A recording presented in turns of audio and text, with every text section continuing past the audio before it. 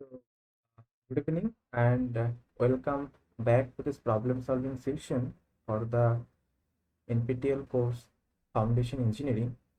So, currently we are in week 5,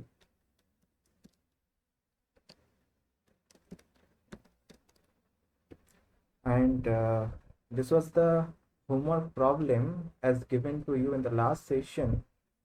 So, we'll start this session with this homework problem. So in this problem, basically a plate load test was performed on a granular soil deposit using a 60 centimeter square plate at the same depth of a 3 meter by 3 meter foundation that is to be constructed later. A 5 millimeter plate settlement was found from the load settlement curve for an expected foundation load of 1200 kilonewton. Now, what would be the estimated foundation settlement if the water table was 2 meters below the base of the foundation? Now, to determine the settlement, you have to use this Tirjaghi's and Peck's recommendation or method. And for water table correction, you have to use the IS code recommendation, IS 8009. Okay. So this was the problem, and I hope we discussed a little bit about this problem. So what should be the approach to deal with this kind of problem? So as you know that this plate load test is very useful, particularly for granular soil, because plate load test, after performing the plate load test, you will be having this load versus settlement data. Okay, so load versus settlement data. Now you basically increase the load either in a monotonic fashion or cyclic fashion, and you observe the settlement, then you plot load versus settlement curve. Now from this load versus settlement curve, a 5 mm plate settlement was found for an expected foundation load of 1200 kilonewton. So this is basically given for the plate which was tested in the field. Now what you have to do, you have to basically extrapolate the settlement to the settlement of a real life foundation which is to be constructed in the latter phase. Okay, so which is not existing in the practical scenario, so it is to be constructed based on this plate settlement data and in the same soil and at the same depth of foundation. So the foundation depth would be same for both the scenarios, that is for the plate and for the foundation, and there is no change in the site condition or soil condition. Now the only difference between these two scenarios lies in the water table location. Now when the test was basically performed, so at that time no water table basically encountered, so it was perfectly dry condition. Now when you will be going to construct the foundation after some time, so at that time you will be experiencing or you will be encountering the foundation the water table 2 meters below the base of the foundation, because you know that this water table basically varies due to the season. So in rainy season it will basically come up or it will rise to the ground surface, and in the summer season it will basically go basically at a larger or greater depth. So a seasonal variation in the water table you can experience or you can encounter in the field condition. So therefore at the time of testing there was no water table effect on the load settlement data or the load settlement behavior of the soil, at least within its influence zone. However, at the time of construction of the real life foundation, this water table was found at a depth of 2 meters below the base of the foundation. So therefore two things you need to keep in mind, that first of all, how to extrapolate the settlement of the plate to the settlement of the given foundation of size 3 meter by 3 meter. So this is one point. And the second point is that how to incorporate the water table correction on the settlement of the foundation, because at the time of construction there will be a water table at the base of the foundation, at a depth of 2 meters below the base of the foundation. So these 2 points you please consider very carefully while you will solve this problem. Okay. So therefore, so first point you can incorporate in this fashion, because this Terzaghi and Pei. So based on this Terzaghi and Pei's method, an empirical correlation between the plate settlement and the footing settlement is given or was given in this fashion. And please remember that this correlation is valid only for granular soil deposit, not for cohesive soil deposit. So if you deal with cohesive soil deposit, then you have to go for some other relationship which is available in the literature. Okay, as per this problem is concerned, so we'll only deal with the granular soil deposit. So therefore, this empirical correlation will be valid, which was basically given by this Terzaghi and Pei in 1948. So this in this slide, basically this correlationship is given. So as you can see, so in addition to Terzaghi and Pei, this Bejeram and Egestad correlation also given. However, we'll only deal with this Terzaghi and Pei recommendation. So here SF by SP equals to BF times BP plus 30 divided by BP times PF plus 30 whole square. This is basically applicable for purely granular soil. Now the terminologies which are involved in this equation: SF denotes the foundation settlement, SP denotes the plate settlement, BF denotes the width of the footing, and BP denotes the width of the plate. So all this information are with you. Only this foundation settlement you have to determine by utilizing this equation. Okay. And one important thing that you have to remember, that when you will be basically extrapolating the plate settlement to foundation settlement using this kind of relationship, empirical relationship, so the foundation and the plate should be at the same depth from the ground surface.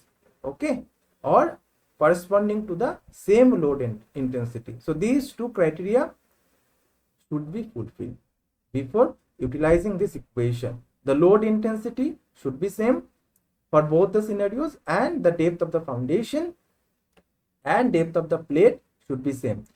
Now in many cases, the depth of the foundation may vary from the depth of the plate. So in that case, you have to appropriately incorporate the depth correction factor. And I hope that by this time you know how to incorporate the depth correction factor as per Fox chart given in the Indian standard or Indian code. Okay.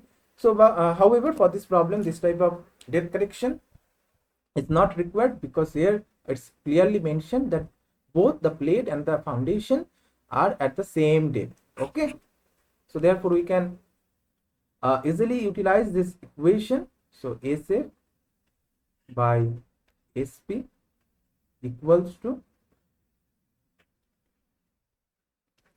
BF times BP plus 30 divided by BP times BF plus 30 whole square. Okay, so this is for granular soil. And one more thing which I basically mentioned very frequently, that whenever you will be using some empirical correlation, please be very careful about the unit system which is involved or which was used to derive that empirical relation. Okay, so for example, in this equation, this BF and BP, you have to basically input the values for BF and BP in centimeter, not in meter or not in millimeter. Okay, so this BF and BP, this input should be in terms of. Now you know the value of BF, so it's basically 3 meter, that means 300 centimeter, and for the plate, the width of the plate is 60 centimeter. So therefore this SA by SP, it should be 300 times 60 plus 30 divided by 60 multiplied by 300 plus 30. Okay, so please calculate what should be the value for this ratio. So I hope it would be 300 multiplied by 90 divided by 60 multiplied by 330 square. So 1.86. This ratio is 1.86 approximately. So therefore SA you can determine as 1.86 multiplied by 5, because corresponding to a load intensity or load foundation, expected foundation of 1200 kilonewton, a 5 millimeter settlement was found. So 1.86 times 5, so it's 9.3 millimeter. Okay. So therefore we have got the foundation settlement from the data given for the plate settlement corresponding to the same load of magnitude 1200 kilonewton and for the same field scenario, that is at the same depth condition.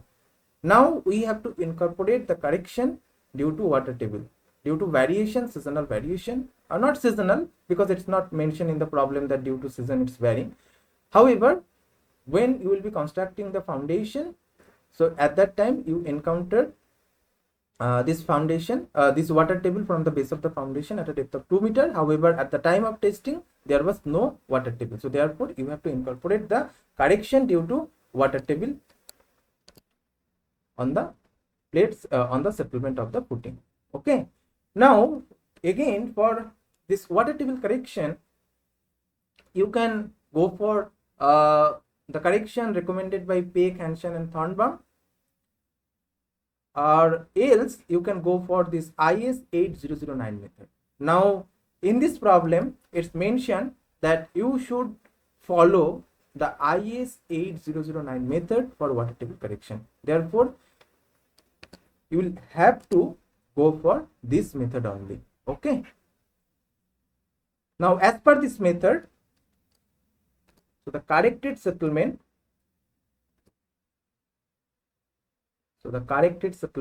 I am denoting this corrected settlement as SF prime.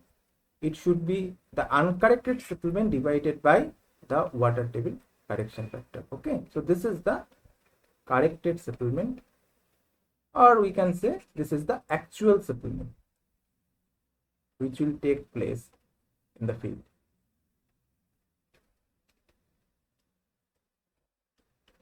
And this is the water table correction factor.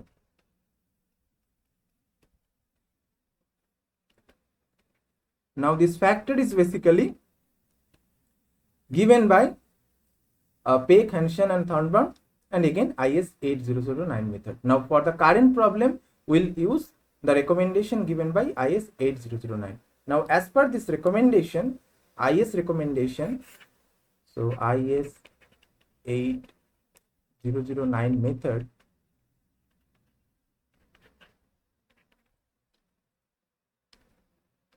the value for CW is 0.5 plus 0.5 times dW prime by B, and it should be subjected to a maximum value of 1. So it can never be greater than 1. Okay. Okay. Now what is dW prime? Now dW prime, this is the location of the water table from the base of the foundation. If we draw the problem definition,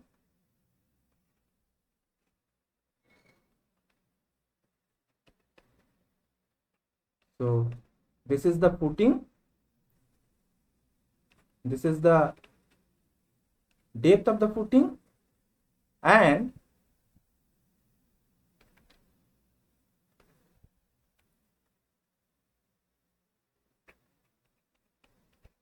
this is the water table location. Okay, GWT, ground water table. So this distance is your GW prime, which is given as 2 meter, I think 2 meter for the current problem. Therefore, this water table correction factor would be 0.5 plus 0.5 times 2 by this B, this width of the footing is your 3 meter, 2 by. Okay, so this reference is very important to note, because this, otherwise you will be ending up with some erroneous result. Okay, so 0.5 plus 0.5 times 2 by 3, so it would be 0.5 0.83. So therefore SF prime, it would be 9.3 divided by 0.8. That means 11.2.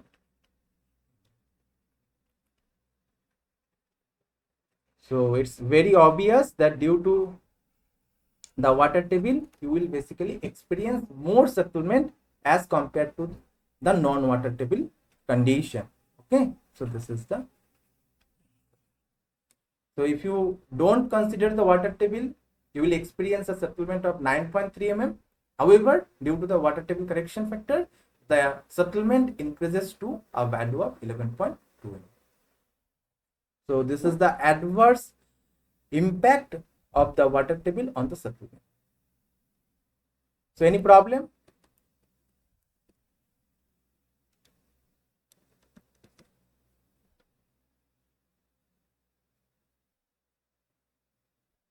Okay, so I'm not getting any response, so I'll move forward. So this was the homework problem from the previous session. Now in this week we have learned a new topic, that is design of shallow foundation. So we'll first discuss about a few key points or key concepts which we have learned from this week, and then we'll move on to some specific or selective numerical problems regarding these topics. Okay, so design of shallow foundation. First of all,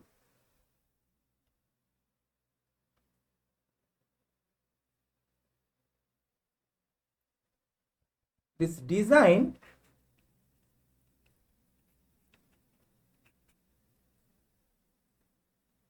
in the means for a practicing geotechnical engineer, so this design task can be of two types. So first of all, this load from the superstructure, the magnitude of load which is basically coming from the superstructure, subsoil condition, and specific requirement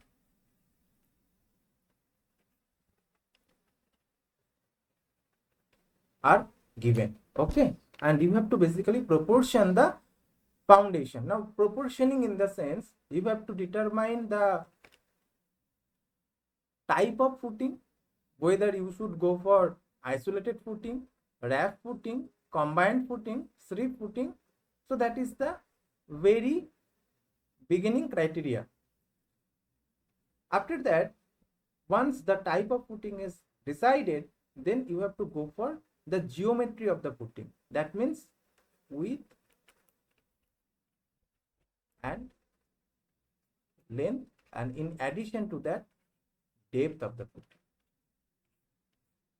Now within the scope of this present course, so we'll basically confine ourselves only these two parameters, that is width and length, geometry. Okay, so You can also go for designing this depth of the foundation, but for this specific session, we'll only deal with how to design or how to proportion a footing, means in terms of or by means of its width and length, when the depth of the footing is given to you. Okay, now this is one case. Now coming to the second case or second scenario, design may be in the form of some checking. Okay, so the load which is coming from the superstructure is given to you. Subsoil condition, the geotechnical investigation report is also with you. The specific requirements that may be also with you, and some design which is already basically or done by some other engineers, that is given to you. Now what you have to do, you have to basically cross check the design, whether this design which is basically done by some other engineers, that is safe or not. Okay, so in that sense, you may basically start with the very beginning, that is designing the width, length and depth on your own, and in the second case, these are given to you or these are provided to you. You have to just check whether the design dimensions, means design parameters, width, length, depth, are safe. Now safe against what? Safe against the allowable bearing capacity. Now this allowable bearing capacity, as you know, that it is the minimum value of the bearing capacity which can resist a soil by or with an adequate factor of safety against the general shear failure. As you know that allowable bearing capacity is basically governed by two criteria. The first one is the bearing capacity criteria and the next one is the settlement criteria.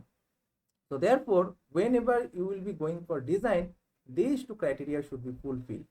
Okay, and depending on these two criteria, so from the bearing capacity criteria, you will be ending up the net safe bearing pressure, and from the bearing capacity criteria, settlement criteria, you will be having the safe bearing pressure, and minimum of these two will then give you the or dictate the allowable bearing capacity.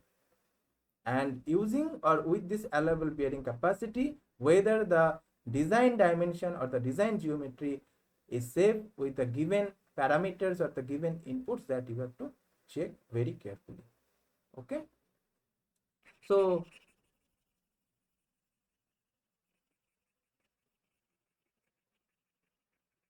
this is a brief introduction about the design, and we'll basically go in details through some selective numerical problems. Okay, now this allowable bearing capacity, as you have learned from this course, that this mostly governed by the settlement criteria. Now in some cases where the width of the footing is very small or it's rested on a very loose soil, so in that case the bearing capacity criteria can govern the allowable bearing capacity. Therefore, considering the settlement criteria, a few empirical correlations are available in the literature. So these researchers basically had given some empirical correlations for directly determining the allowable bearing capacity considering the settlement criteria, and a few cases considering the bearing capacity criteria as well. Okay, that we will see. Now in the next segment of this week, we have learned about the different provision or different values for permissible settlement for different types of footing and for different types of soil. Okay, soil conditions. Then design of isolated footing on sand and clay, then design of wrap foundation on clay, dimensioning of combined footing, and lastly bearing capacity of isolated footing subjected to eccentric inclined loading. So far we solved one problem regarding bearing capacity of isolated footing subjected to eccentric loading, but it was vertical, so there was no inclination. However, from this week we have also learned how to determine the bearing capacity of an isolated footing which is subjected to both the load was eccentric and at the same time the load was not vertical, so it has some inclination with the vertical. Okay, so though considering the time frame, we will not be able to solve problems covering all these aspects. Still, we'll try to solve a few problems regarding this determination of allowable bearing capacity using one of these empirical equation or correlation, then design of footing on sand and clay, and lastly we'll end this session by taking one homework problem on dimensioning of combined footing. Okay, so this is the problem related to calculation of net allowable bearing capacity using Peck, Hansen and Thornburns method. Okay, so first let me read the problem statement. So a 2 meter by 3 meter isolated footing is to be constructed on a granular soil deposit at a depth of 1.7 meter. The water table is found at 1 meter below the base of the footing. So we have to calculate the net allowable bearing capacity of the foundation in kPa. The permissible settlement of the footing is 4.5 centimeter. The corrected end value of the soil layer is 47. So we have to use Peck, Hansen and Thornburns method, and we have to consider the acceleration due to gravity as 10 meter per second square. Okay, so this is the 2D view of the footing. So this is the width of the footing, 2 meter, and this is basically situated at a depth of 1.7 meter from the ground surface, and the water table is located at a depth of 1 meter from the base of the foundation. So considering this data, this QU net, which indicates for the net allowable bearing capacity, that we can write in this fashion, that is 0.044 CW n times SA. Now this is from settlement consideration, as I mentioned earlier, and this is valid for isolated foundation. So this expression or the empirical correlation given by these researchers basically vary depending on the type of foundation. So if the foundation is isolated, then you have to go for this equation, and if the foundation is wrapped, then you have to go for this equation. Okay, now since for the present problem we are dealing with isolated foundation, so we'll basically utilize this expression, that is 0.044 times CW in SA. Okay, now we'll have a look for the parameters which are involved in this equation. So here CW dictates the correction factor for water table position, N dictates the SPT blow counts, and SA dictates the permissible settlement in millimeter. Again, please keep in mind that whenever you will be using empirical correlation, please be very careful about the unit system which was used by the researchers at the time of derivation. Okay, so here this SA, you have to input the value for SA in millimeter, then only you can get the corrected or the required or the expected result. Otherwise you will be ending up with some erroneous results. Okay, now in this SPT n value, this is directly given to you. The allowable settlement, this is also directly given to you. So CW, that is the only unknown that you have to figure it out before determining the net allowable bearing capacity for the given condition. Okay, so this QA net you can write 0.044 in CW SA or CW in SA.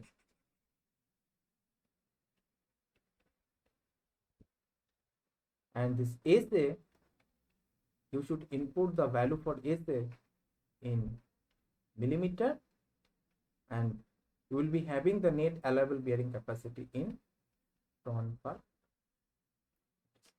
Okay, and CW, you know, this is unitless, N also unitless. Okay, so calculate this entities one by one. So N, this is directly given to you, that is 47 Then SA, this is given as 4.5 centimeter, that is 45 millimeter. And regarding the CW, that is water table correction factor, this would be 0.5 plus 0.5 times dW by dA plus D. Okay. Now you can compare the water table correction factor which we have used for the previous problem, that is for the settlement calculation. So the recommendation was given by, or the recommendation we have followed the recommendation given by IS code. Okay, here we are basically following the recommendations given by this researcher Speck, Henson, Thornburg. So there is a difference in the expression for calculating the water table correction factor. And again, please keep in mind that here the reference level or the datum level basically is changed. So in the earlier case, we have taken the base of the foundation as the reference for calculating the dW prime, as you can recall. However, for this problem, this dW you have to consider, I hope, from the ground surface. Okay, so you can check it from the slide that this dW, depth of water table below the ground surface. That means this would be your dW. And for this problem, it will have a value of 2.7, because the water table is located at a depth of 1 meter from the base and the depth of the foundation is 1.7. Therefore, the depth of the water table from the ground surface would be 1 plus 1.7, that is 2.7 meter. Okay. Now it becomes very easy to calculate. So 0.5 plus 0.5 times dW is your 2.7 divided by dF is your 1.7, and the width of the footing is given as 2 meter. So it would be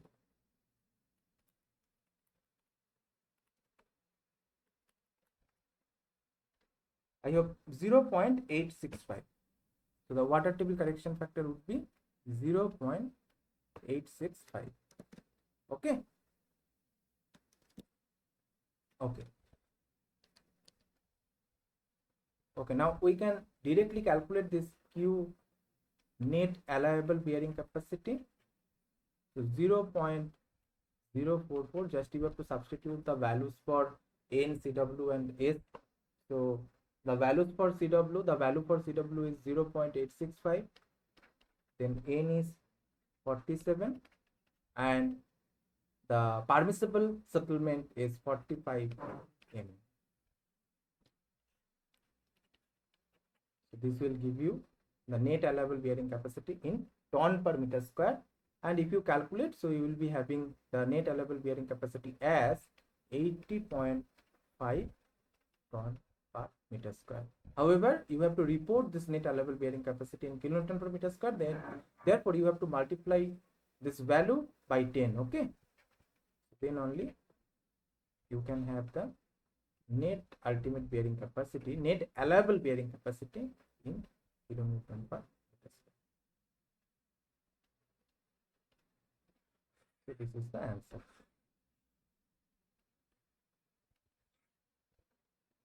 Okay. So as you can see, this is a very simple and straightforward problem. Just you have to remember this empirical correlation. I hope for the examination purpose, this equation I think should be given to you. Okay. So only you have to know the physical significance of these entities, each of these entities which are involved in this equation, and the correct unit system. Okay. So for example, SA value is given in centimeter. However, you have to input this value in millimeter for getting the net allowable bearing capacity in terms of ton per meter square. Okay. Okay. I hope there should not be any confusion for this problem anymore. So we'll take our next problem, that is related to design of a rectangular, a square footing on granular deposit. So proportion a square footing to be constructed on a granular soil stratum at a depth of 2 meter to carry a load of 250 ton from a column. The soil properties are given as, this is the bulk density 1.8 gram per cc.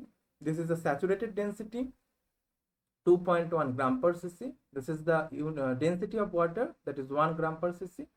The water table was found to be at 2 meters below the ground surface. The HPT data of the field was given in table 1. So this is the table 1.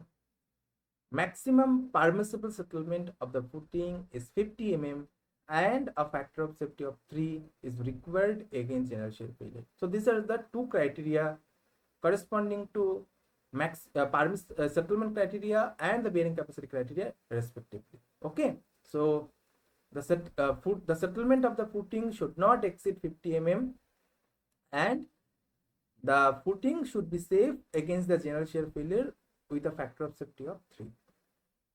And it's mentioned in this problem that you have to go for Teng's correlations. Okay, so the correlations given by Teng in 1962. So this is the problem statement. Now what should be our approach? So as you can see that in this problem you have to just report the dimension or the side of the square footing. Since this is a square footing, so both the side will be same. So you can, if this is the top view, so this is B and this is B. So therefore you have to just report this B value, and the depth of the footing is mentioned in this problem. So this is 2 meter. So this is the elevation.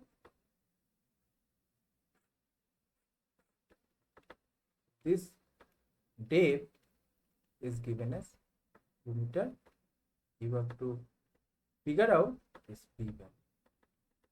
Okay. Now what we can do to address this problem? So we'll first start with the bearing capacity criteria. So our course of action should be like that. So we'll first determine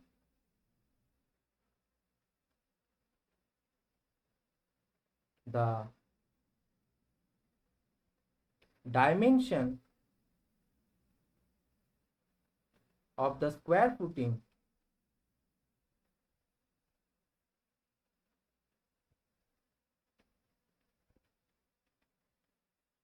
based on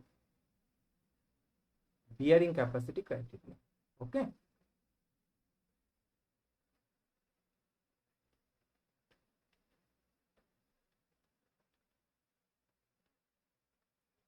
Next, with this dimension,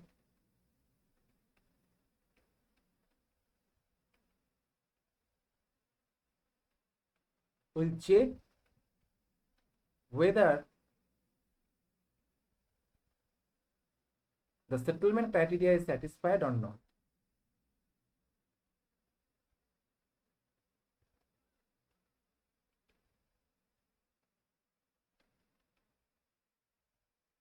Is satisfied or not. If not satisfied, then we have to redesign the footing or redimensioning the footing. Okay. So this will be our course of action. So first we will determine the dimension of the square footing based on the bearing capacity criteria, and with this dimension we will check whether the settlement criteria is satisfied or not. Now, before going into this aspect, bearing capacity criteria, we'll first check the net ultimate bearing capacity, the correlation given by Teng for the net ultimate bearing capacity of a footing on a granular soil stratum. Okay, that we will check. So this is the bearing capacity of granular soils based on SPT value, and it's given by Teng in 1962. Now the first expression is valid for strip footing and the second expression is valid for square and circular footing. Okay, so for the present problems is, since we have to design a square footing, so we'll basically take the use of this expression. So we'll make the use of this expression, that is the second equation. And please keep in mind that this Q nu you will get in kilonewton per meter square. So this value would be in kilonewton per meter square, where this B value in meter, and this dF value will also be in meter. And there is one condition, that if the depth of the footing is greater than B, then you have to take dF equals to B. Okay. So now this B you have to determine. This dF, you know, this is 2 meter. As per the problem statement, this dF is basically 2 meter. So this is your dF. Okay. Now what is this N? This is the SPT N value, and obviously corrected. Now what are these RW prime and RW? These are the water table corrections factor. Okay, that we'll see. Okay, therefore this SPT N value N, that you have to take an average of the corrected SPT. Why? Because as you can see from this table 1, this is the depth from the ground surface. So SPT test basically was performed starting from 1.5 meter depth and with an interval of 1 meter. So first test was basically performed at a depth of 1.5 meter. Then it is basically repeated with an interval of 1 meter. So 1.5, 2.5, 3.5. Likewise, the test data up to 7.5 meter depth is given to you. So test data in the sense, so the SPT N value corresponding to that depth, test depth is given to you. Now this SPT N value, as you can see, it's not constant. It doesn't remain constant as the test progresses from one depth to another depth. So when you basically tested or you perform the standard penetration test at 1.5 meter depth, so you have recorded the SPT N value, field SPT N value as 13. However, for 2.5 meter depth, it increases to 15. So in this way, as you go below inside the soil mass, the given granular soil stratum, so you are basically having increased SPT N value, and it's very obvious. So if you go inside or if you go deeper, so you will be experiencing more relative density, more confining pressure, so you will be having increased SPT N value. Okay. Now first of all, this SPT N values are uncorrected. So these are the field SPT N values. These are not corrected. So therefore, the primary task would be to correct this SPT N values, because when you will be using this expression, the correlation given by Ting, you have to take the average of overburden. You have to take the average N value corrected for overburden pressure. Okay. So here it's clearly mentioned that you have to only incorporate the correction due to overburden, not for dilatancy, because dilatancy correction can also arise in the case where the sand would be fine and it's submerged, that is, it's under water table. Okay, so here water table is basically located at a depth of 2 meter. So from this 2.5 meter onwards, or this sand will be under submerged condition. However, it's not mentioned that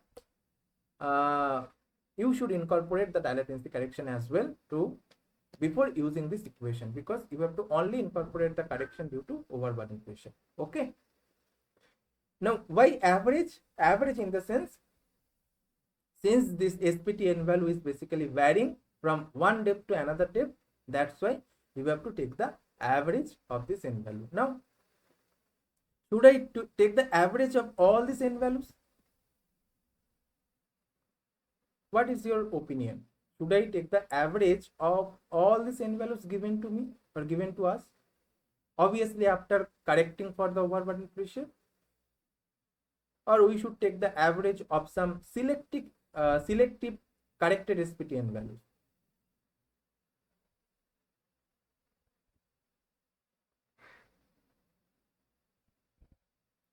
What do you say? Should I take the average of all these corrected SPTN values,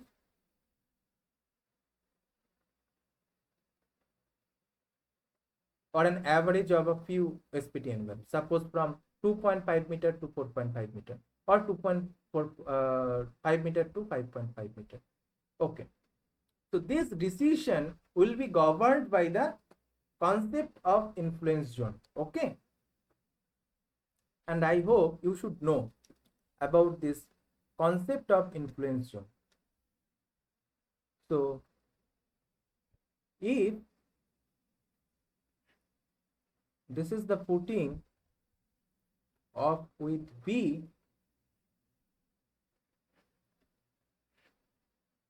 so for the bearing capacity, from the bearing capacity consideration, the soil beneath this footing will be influenced up to a certain depth. Okay, not the entire depth of the soil will be impacted by this bearing capacity of this footing. Means from the bearing capacity consideration, I explained, I think, in previous one session. So this is basically governed by the pressure bulb, means the stress increase due to this bearing capacity. Okay, now for the bearing capacity estimation, this thickness, this zone thickness of this zone of influence is limited to B. Okay, that is width of the footing. So therefore, when you incorporate, or when you are thinking for this water table correction factor, if you can remember, you basically consider two conditions. So whether the water table is basically in between this ground surface and base of the foundation, this is one condition, and the second condition, the water table in between the base of the foundation and a depth of B from the base of the foundation.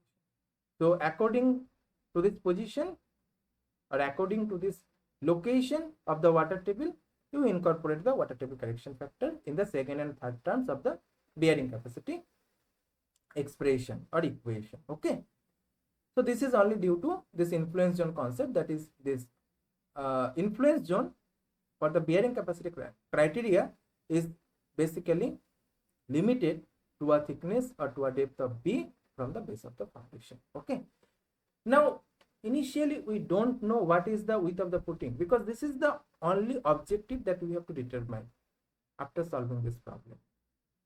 So now what we can do, we can basically take the average of all the SPTN values given to this problem, obviously corrected after correcting this SPTN values, starting from the base of the foundation. Now base of the foundation is given at a depth of 2.5 meter from the ground surface. So therefore, sorry, not it's not 2.5 meter, it's 2 meter.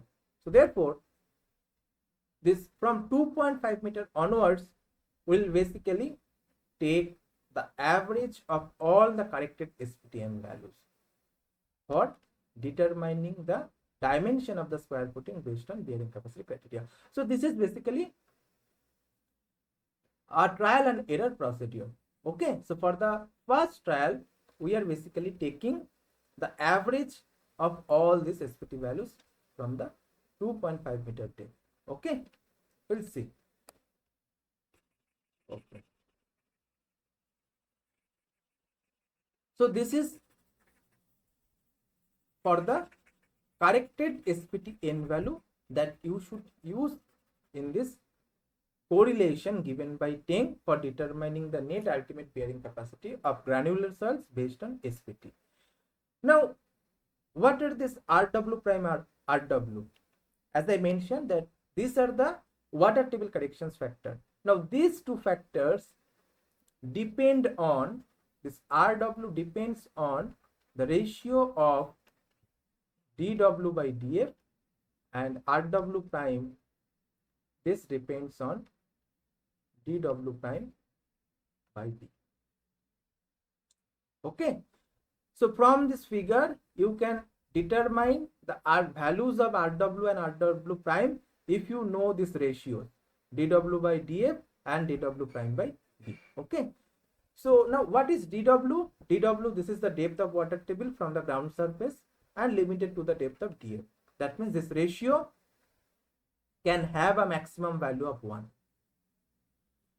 Now what is RW, this dW prime? This is the depth of water table measured from the base level. Okay, so please note that the reference for measuring the water table for both these scenarios are different.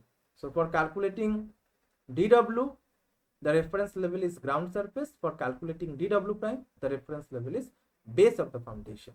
Okay, okay, and again this depth of the water table measured from the base of the foundation, that is dW prime, with a limiting value equal to width of the footing. That means this ratio dW prime by b, this also can have a maximum value of 1.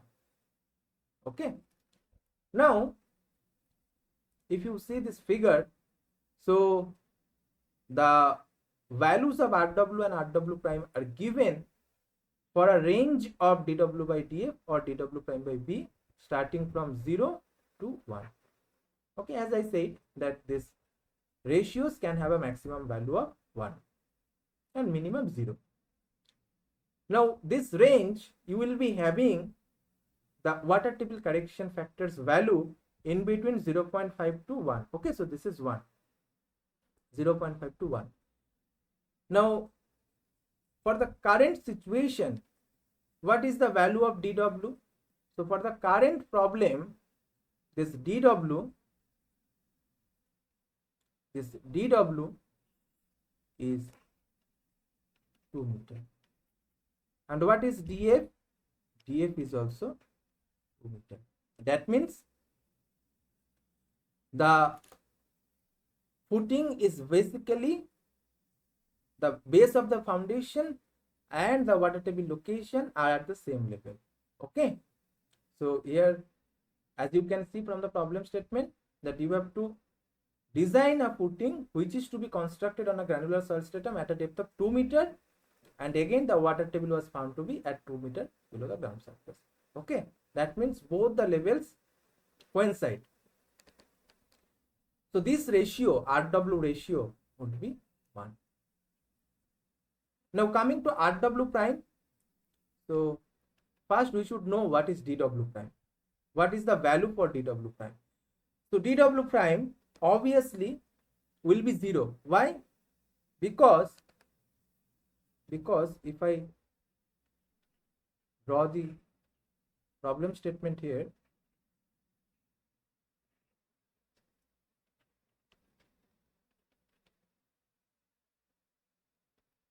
so this is your dF, and again this is the groundwater table location. So again this is your dW. Now dW prime, for calculating dW prime, you have to take the reference of base of the foundation. So we have to measure the water table location from the base of the foundation. Since the water table location is found to be at the same location, that is at the foundation level, so obviously this dW prime would be 0. Okay, and we don't know what is the value of d, that we have to determine from this problem. So therefore this RW prime will be having a value of 0. Okay,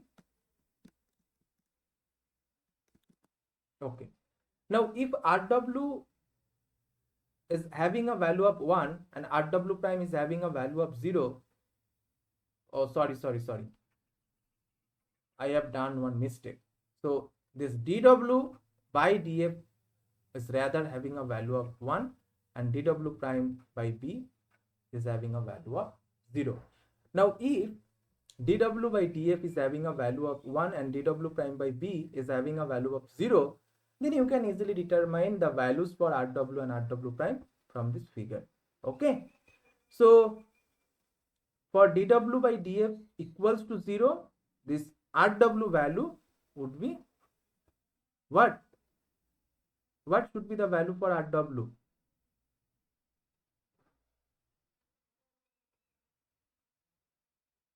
What should be the value for Rw? 1.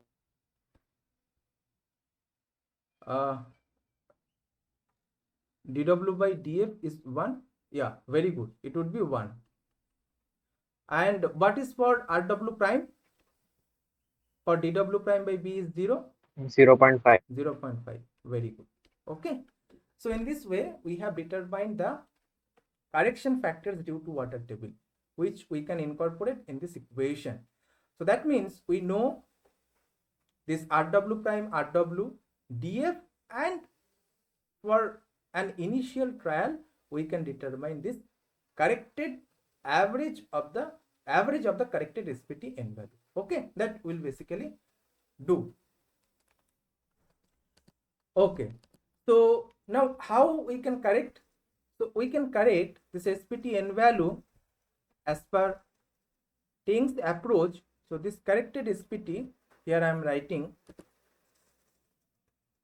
it should be this correction factor due to overburden, since we have to only incorporate the overburden pressure correction, multiplied by the field SPT n value, that is NF. Okay, I am denoting this field SPT n value as NF. This super subscript F denotes the field condition. Now, how we can calculate this Cn? This Cn we can calculate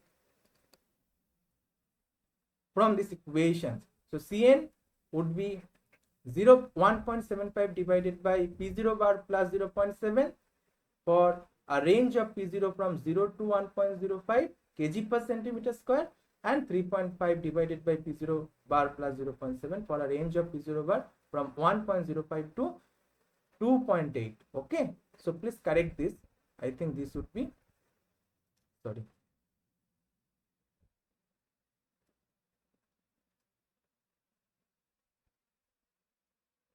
this would be 2.8. Okay. Now what is P0 bar? P0 bar is the effective overburden. P0 bar is the effective overburden stress in kg per centimeter square. So therefore, it's very essential to calculate the P0 bar at first, then go for this overburden correction pressure. Okay. So we can correct the given SPT n values in this tabular fashion. So first, depth, this is in meter, then we have to calculate this P0 bar in kg per centimeter square, then Cn, that is the overburden correction factor, then we know the field SPT n value, so obviously we can get the corrected. Okay, this is corrected due to overburden. Okay, now since we'll basically start from the foundation level, because the influence zone, okay, the influence zone will be having a thickness of B from the foundation level, and the foundation level is located at a depth of 2.2 meter. So we'll basically discard this initial SPT n value. Okay, so there is no need to correct this SPT n value. So we'll start directly from the 2.5 meter condition, 2.5 meter SPT n value. Though you can correct,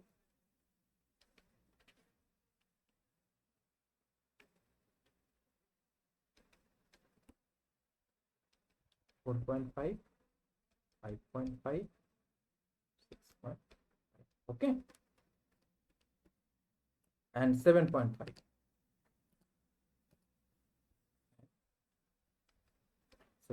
So please cooperate with me for the calculation part, otherwise it will take lots of time. Okay, Now what are the given SPTN values? 13, 15, 19, 22.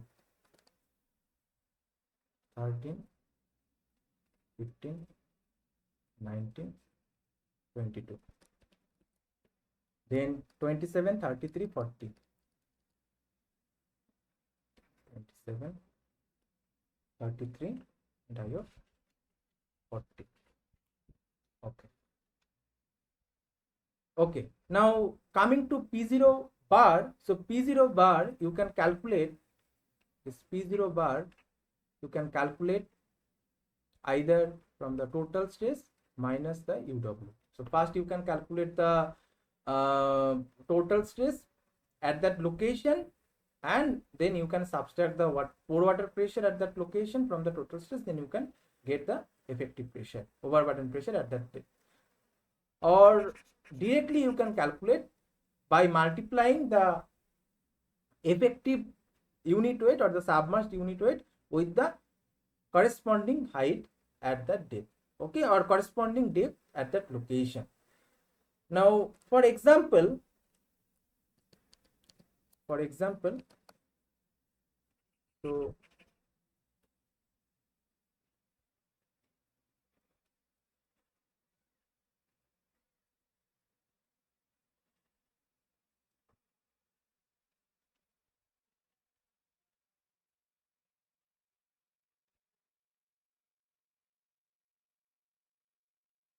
this is your 0, this is your 2 meter, okay.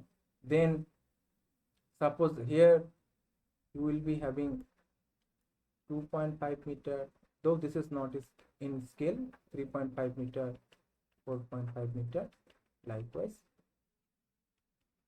7.5 meter, okay. So water table is at this level. So for this portion you have to use the rho bulk, that is the bulk density, and for this portion you have to use rho submerged for calculating the effective overburden.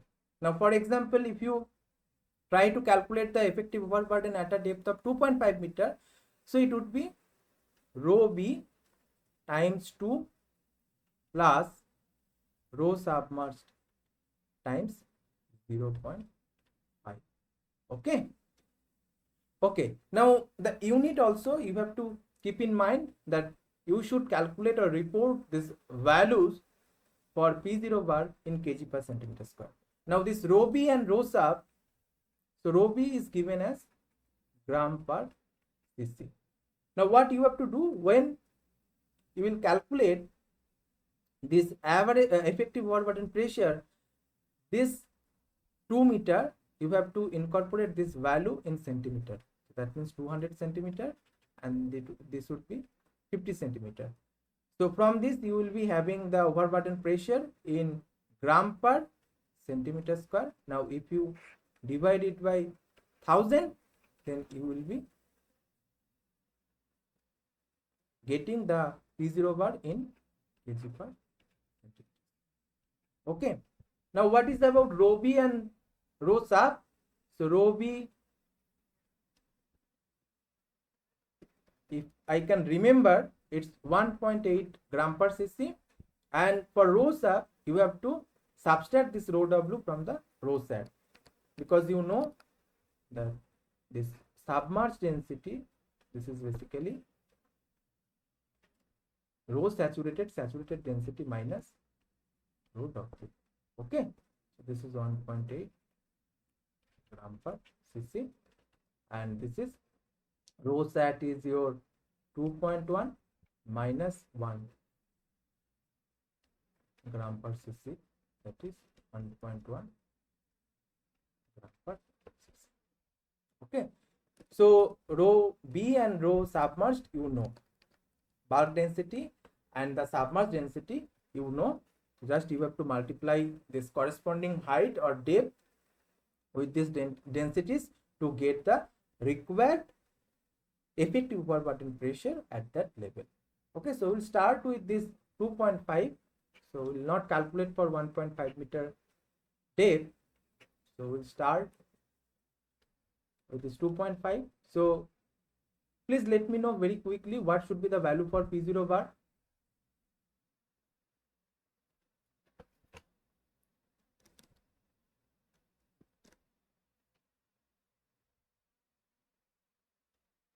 What would be the value for P0 bar?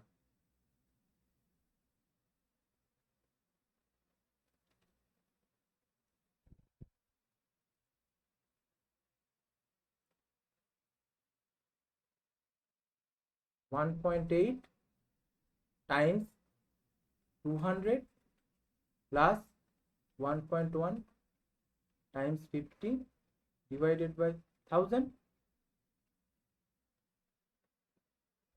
What would be the value then? 0.415. 0.415. Very good. Okay. 0.415. Okay. Similarly for 3.5 meter. So 1.8, 200 plus 1.1 multiplied by, only this depth will change, na? This 200 will remain constant. So this is for the bulk density part. So this 200 is not changing. Only this depth is changing. So earlier it was 2.5 minus 2, that is 0.5 meter or 50 centimeter. Now it will be 3.5 minus 2. That means 150 centimeter divided by 1000. Okay.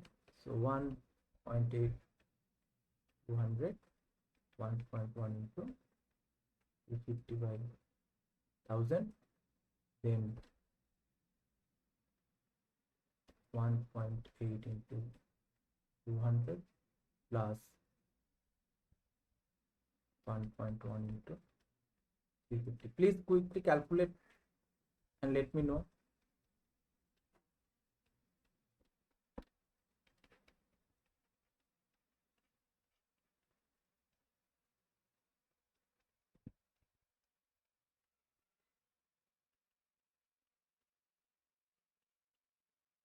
And correct me if I am wrong, okay, in any part of this calculation. Okay, I did a mistake here.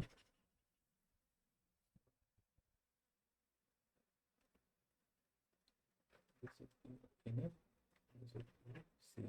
Okay. So then for 3.5 meter depth, what would be the P0 bar, effective overburden pressure?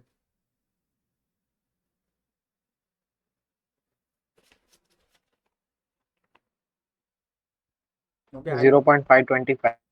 okay, very good. 0.525. Then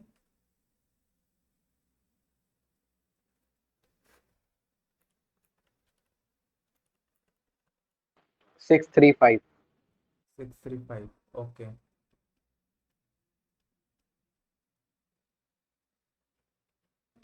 I hope then it would be 0.745. Please cross check these values. 0.855 and finally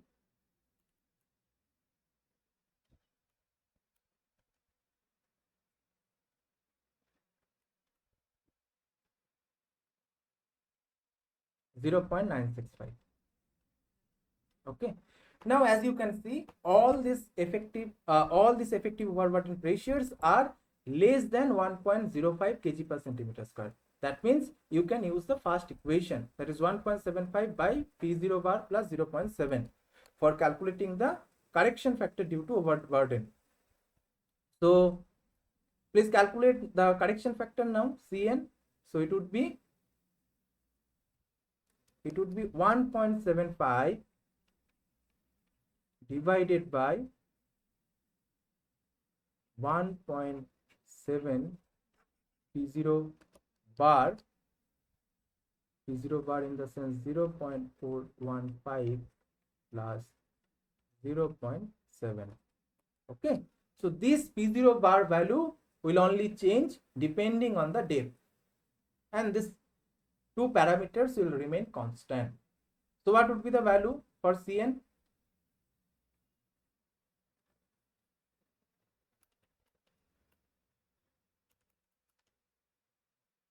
1.57. 1.57. Very good. Then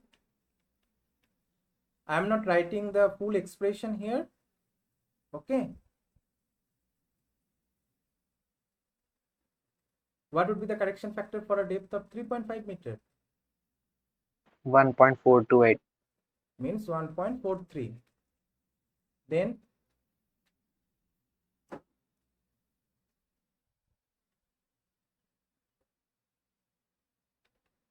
please cross check this value. 1.3. 1.31, 1.21, 1.13, and finally I hope it would be 1.05.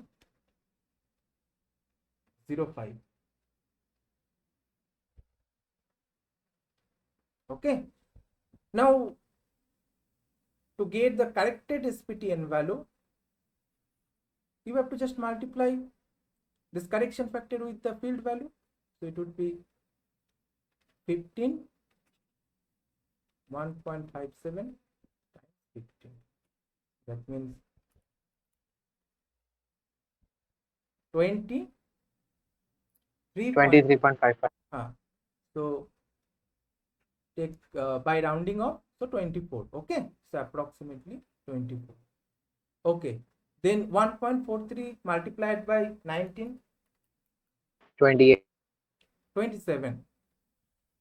Okay, 1.31 multiplied by 20, 29. Then 33,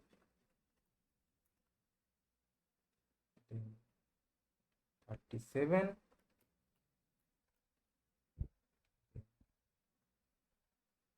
42. Okay, now we have to take the average of all these values. Now what would be the average? 24 plus 27 plus 29 plus 33 plus 37 plus 42 divided by 5.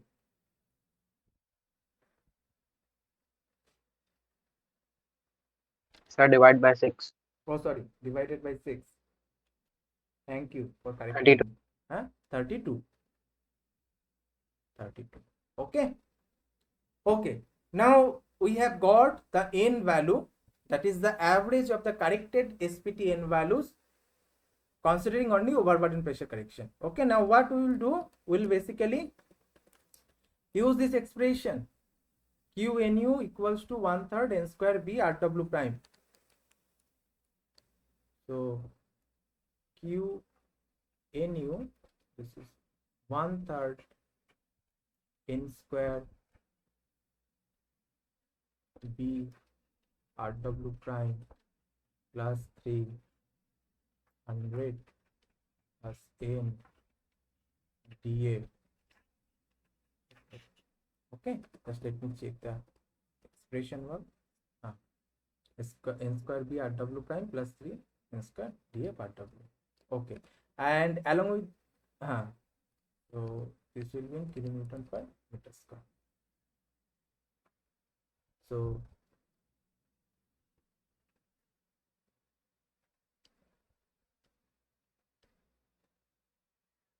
this will be in kilonewton per meter square, and this will be in meter. Now what is the value of dA? It is 2 meter. What is the value of RW? This is, what is the value of RW? We have calculated, na? 1, and RW prime 0, 0.5. So this is 1, this is 0.5, and this n value, this is 32. This n value is also 32.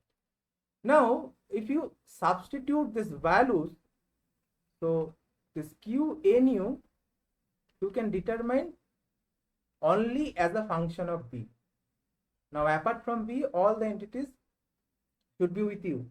Okay, I don't know, I did a mistake for this calculation part or not. Okay, so please check.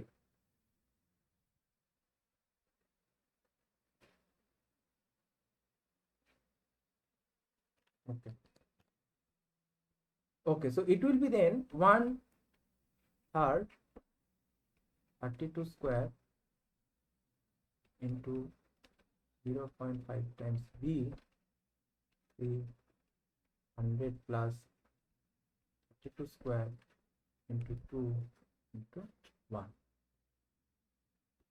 Now 32 square into 0.5 divided by 3 would be 170.67b plus 3 times 100 plus 32 square 224. Huh? 2 to 48. 48. Okay, very good. So this is the QNE. Okay, so this is the net ultimate bearing capacity. Now, what is the net load intensity? So the net load intensity, it would be Q upon area. So the load which is coming from the superstructure or which is coming through the column to the footing and the area of the footing. Now what is the magnitude of load coming from the column? So this is 250 ton. And what is the area of the footing, square footing? It's B times B. Okay, so 250 ton, that means 2500, because this is in kilonewton per meter square. Okay, therefore we have to convert this ton to kilonewton divided by B square. This would be kilonewton per meter square. Now the ratio of these two, QNU by QN. Okay, so this ratio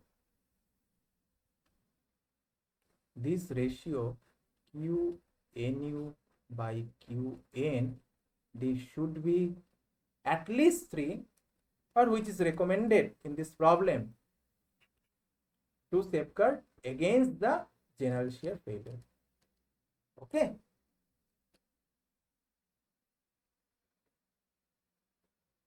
Are you getting my point? So this is the ultimate bearing capacity of the footing, and this is the net load intensity which is coming from the column to the footing. So therefore this should be the margin. So net ultimate bearing capacity divided by net load intensity should be, the ratio should be 3. Now as you can see from this expression,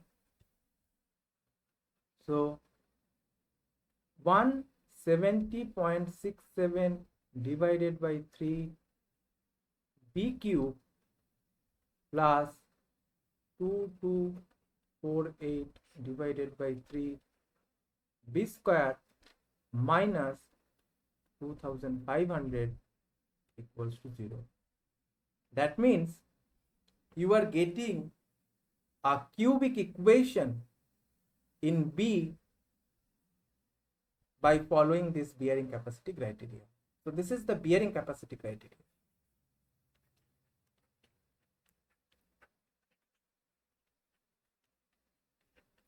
Bearing capacity. So can you please solve this equation and let me know what should be the value for B?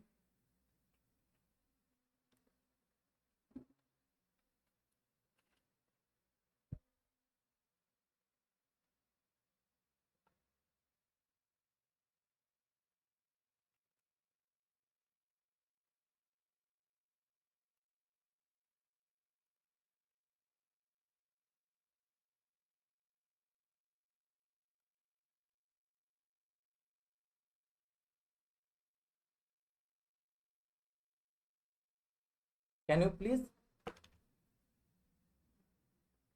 Okay.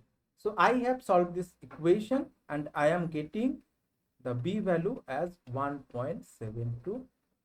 So 1.717. Very good. So 1.72 meter.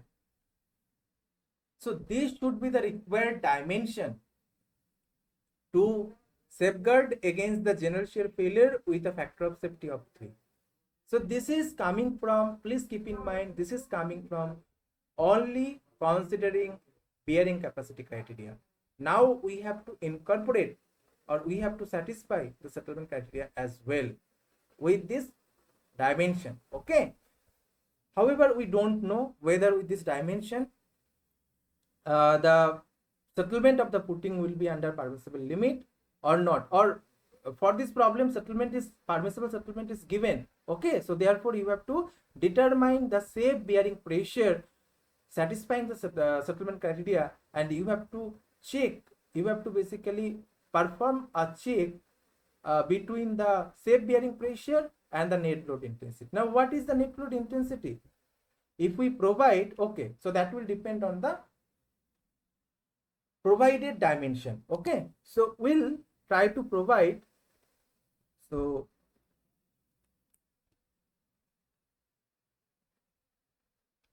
provide B equals to 2.5 meter. Okay, so to be slightly on the conservative side, we are basically taking 2.5 meter, which is fulfilling this minimum. This is the minimum value you should provide, 1.72 meter. Okay, satisfying the bearing capacity criteria. Now we are providing 2.5 meter. So therefore, if we provide 2.5 meter, now what will be your influence zone? So it will be basically limited to a depth of 2.5 meter from the base. However, when we basically did the averaging of the corrected SPTN value, we have take the entire depth or take the entire data which given to you. That means up to a depth of 7.5 meter. Now in this case, the influence zone is restricted in between 2 meter. So if this is the elevation, 2 meter and 4.5 meter. Now in between this 2 meter and 4.5 meter, what would be the new SPT average? What would be the N? So only you have to consider 2.5, 3.5 and 4.5. That means these values only, 24, 27 and 29. Now what will be the new average then?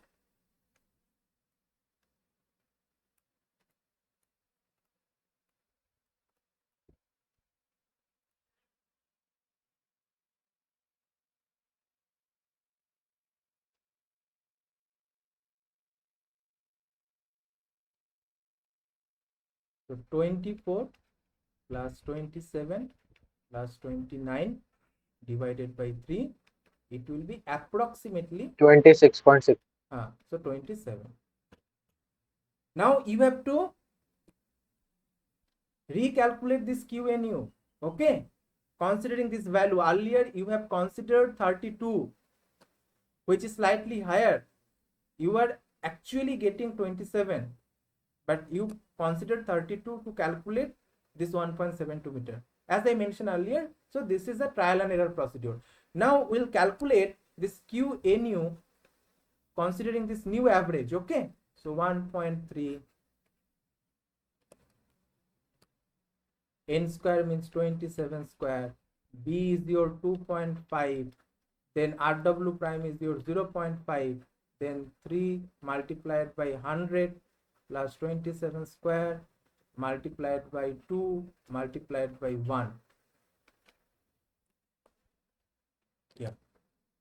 Okay, so if you calculate, then 27 square into 2.5 into 0.5 plus 3 into 100 plus 27 square into 2 divided by 3. That means 1961.75 Newton per meter square. And what is the net load intensity with this dimension? 2500 divided by 2.5 square. 2500 divided by 2.5 square. That means 313.88. What is that value?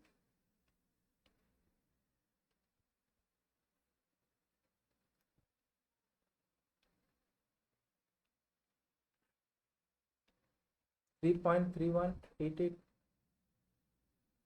I am not getting any such value. No, sir, you are fine. I have taken some wrong value, that's all. Okay. Okay, so 1961.75 divided by 400. So this is 4.9. This is the factor of safety, the new factor of safety against the general shear failure with the new dimension and the new SPT, corrected SPT average. Okay, and this is greater than 3. So therefore, this is okay. Okay, so as per bearing capacity criteria,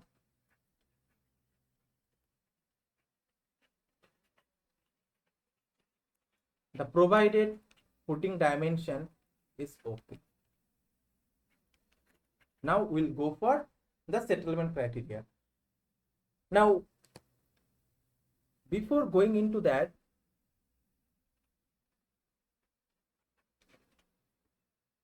we'll take a look for the safe bearing pressure considering settlement criteria given by Teng. Okay, so this is the safe bearing pressure given by Teng in 1962 considering settlement criteria. So you know that permissible settlement value. Okay, so permissible settlement value is given as 50 mm for this problem. That is the maximum permissible settlement of the footing. Okay. Then what is CD? CD is the depth correction factor. Okay, that will say. B, this is the provided footing dimension or the dimension of the footing, width of the footing. RW prime, already we have calculated water table correction factor. And N, again this is the corrected SPT blows. Okay, and in this case also you have to take the average of the corrected SPT blows. Now for settlement, please note a point that earlier in the case of bearing capacity calculation, we have take the average up to a influence zone of B from the base of the foundation. However, for the settlement criteria or for the settlement computation, this influence zone will be up to a depth of twice B instead of B. Okay. So this is the influence zone. So therefore, accordingly, you have to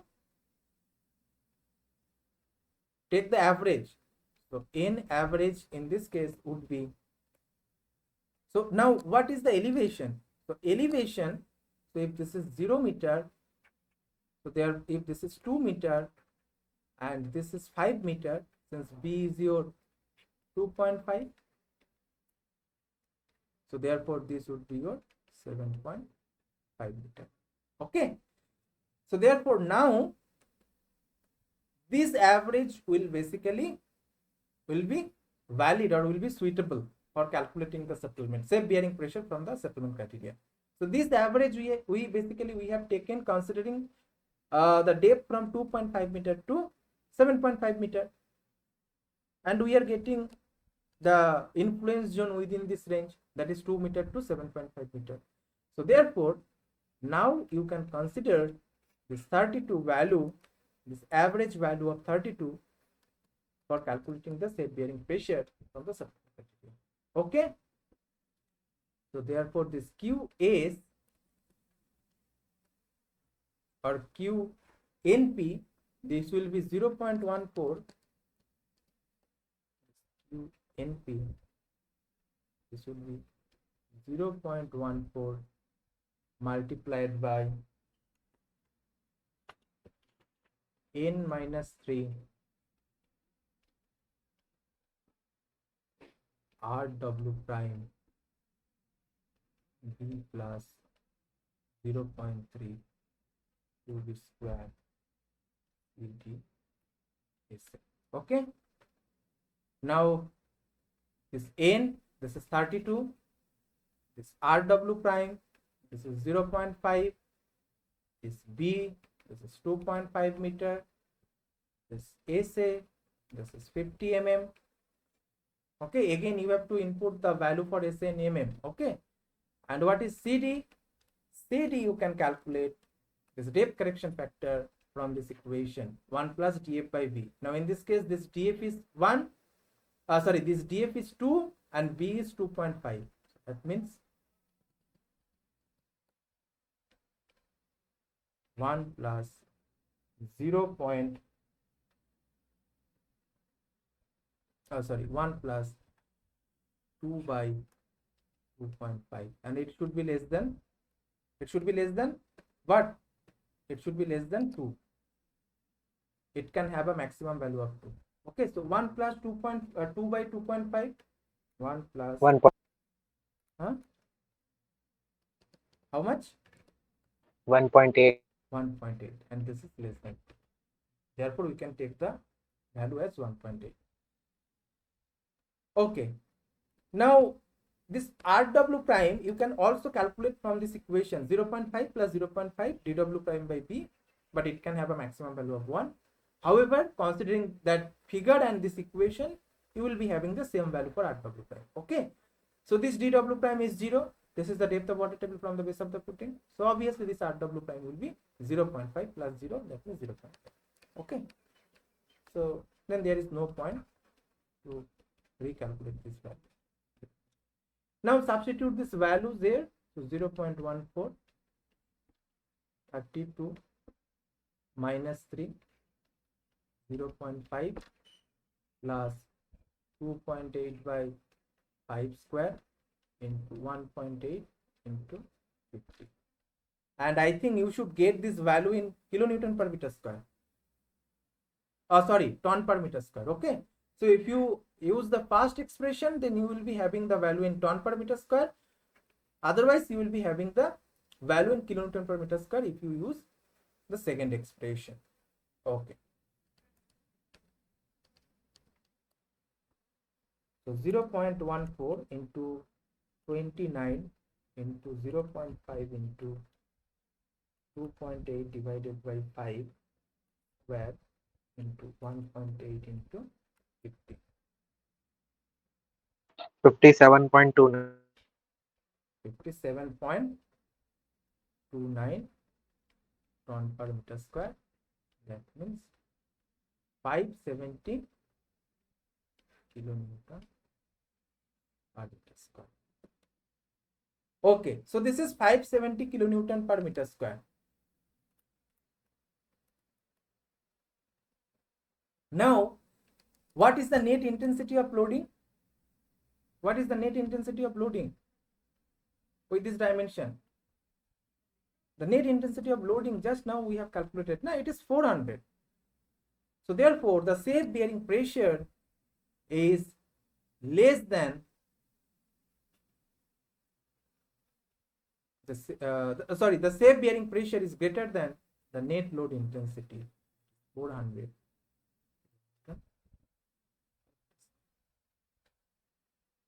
Therefore, settlement criteria check is also okay. Are you getting my point? So this is the Yes, safe sir. bearing pressure considering a maximum permissible settlement of 50 mm, and you are getting the safe bearing pressure as 570 kPa, and the intensity of loading which is coming from the superstructure or column to the footing is of magnitude 400 kPa. So obviously your footing is safe. You are having greater capacity as compared to the net load intensity. Okay, considering both this settlement as well as bearing capacity. So for bearing capacity, you have to basically consider a factor of safety, an adequate factor of safety. However, for settlement check, there is no such concept of factor of safety. Okay, so please be very careful. Okay. Now this is from the Teng's perspective. Now if we try to check the settlement criteria from the IS code method perspective, so can you please do that part? Though this is not in the scope of this problem, since it is explicitly mentioned that you have to use the Teng's correlation or Teng's approach. So it's okay. So the problem is basically solved. However, if we try to calculate the safe bearing pressure considering the settlement criteria from the following the IS code recommendations, then what would be your comment? whether the required dimension, whether the provided dimension of 2.5 meter for the design square footing is safe or not. So for that, first you have to calculate this settlement in meter per unit pressure in kg per centimeter square for the given or provided width of the footing and for the average SPTN value. Now for the settlement criteria, as you know, the average SPTN value obviously corrected is 32, and the footing width of the footing you are providing is 2.5 meter, that means here, and 32 means 30, in between 30 and 35. Okay, so it may be difficult to read these values, so here something here you can predict. So obviously the settlement would be, so this is 0.001 and this is 0.01, so that means this value you can read as 0.008. okay, if I am not wrong, this value you can read as 0.008 meter per kg centimeter square. So therefore 8 mm per 100 kilonewton per meter square. Now this is the uncorrected settlement. Now you have to go for correction due to water table to get the actual settlement. Now how? By providing determining this W prime and then dividing this value with this W prime. So here, to get the W prime value, you should first have this ratio D by B. Now what is D? D is having the same meaning of dW prime, that is the depth of water table from the base of the foundation level, and this is 0 for this problem. So therefore this W prime will be simply 0.5. So after correction, this will be 8 mm by 0.5, that is 16 mm by 100 kilonewton per meter square. So this is the actual settlement.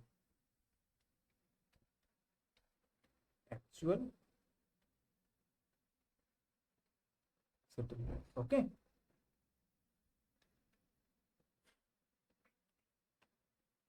Now, if you basically impart 100 kilonewton per meter square load intensity, then you will be having 16 mm. But the permissible settlement is 50 mm. So therefore, how much load you can impart to get a maximum permissible settlement of 50 mm? So this will be 100 times 50 by 16. So 50 by 16 divided by 100. So it's 312.5. Okay, kilonewton per meter square. So is it safe? Is it safe?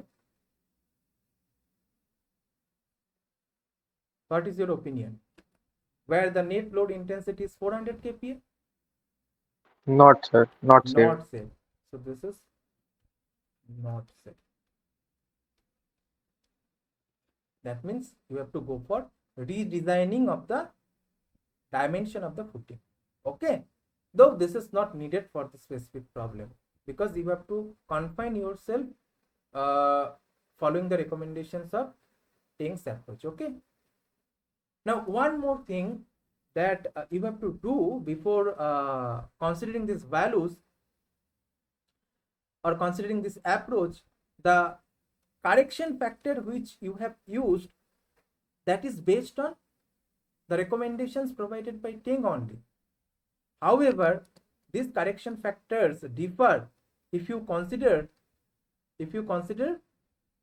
the IS code recommendation. So therefore, you have to recalculate the correction factor as per IS code, then you have to recalculate the SPT corrected value, then you have to go for recalculation of the average of the SPTN value, then you have to determine this net safe bearing pressure from the settlement criteria. Okay, so this is safe bearing pressure.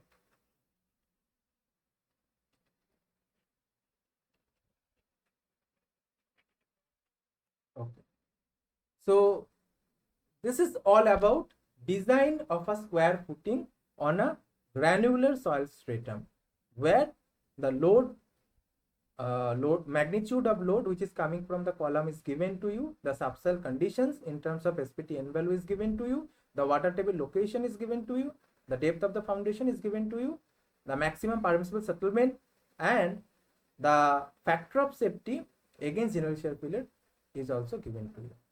Okay, now we'll go for problem 4, where an isolated column with a rectangular footing of size 2.5 meter by 4 meter in a RC building carries a superimposed load of 550 kilonewton.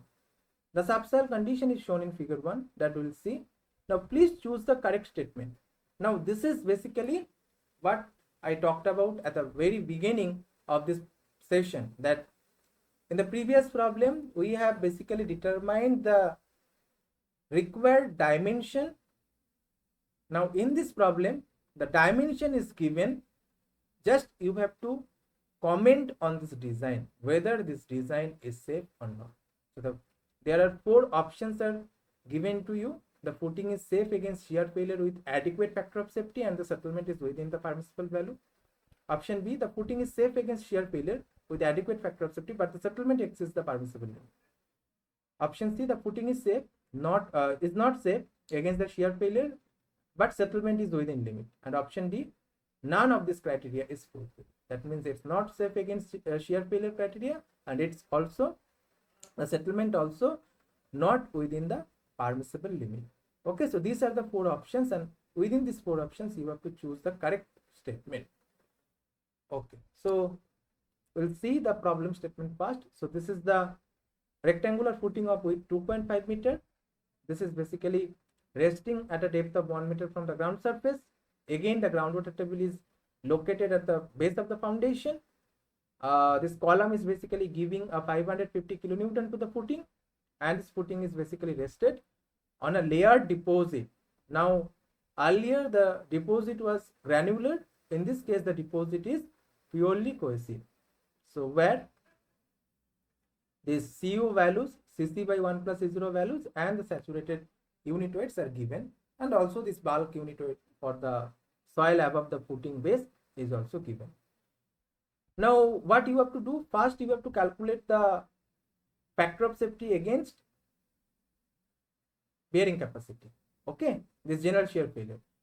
Now so first we'll determine the factor of safety. So this is QNU by QNU and it should be greater than an adequate factor of safety in between 2.5 to, okay, this you can consider an adequate factor of safety 2.5 to 3. And the second part will determine the settlement, and you have to check whether the settlement is within tolerance limit or not. Now what is the tolerance limit for this footing? How you should know about this tolerance limit? The settlement of the footing you can easily calculate with the given data, but from where you should know about this tolerance limit? So this tolerance limit you can know from this IS code. Okay, so IS 1904-1978.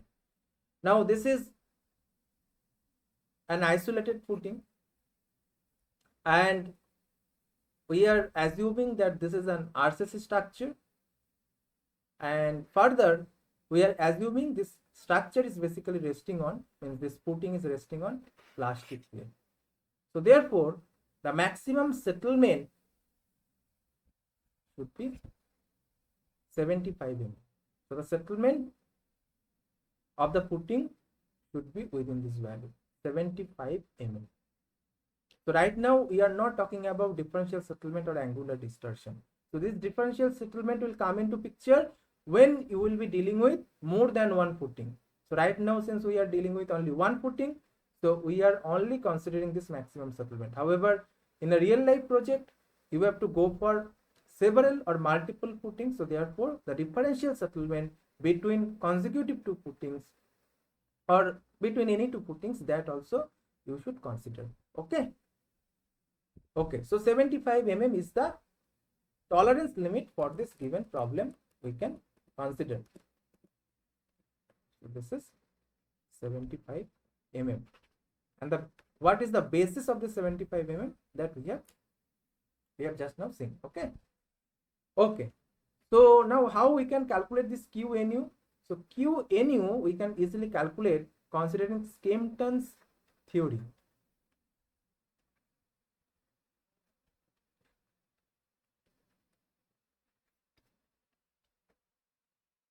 For purely cohesive soil.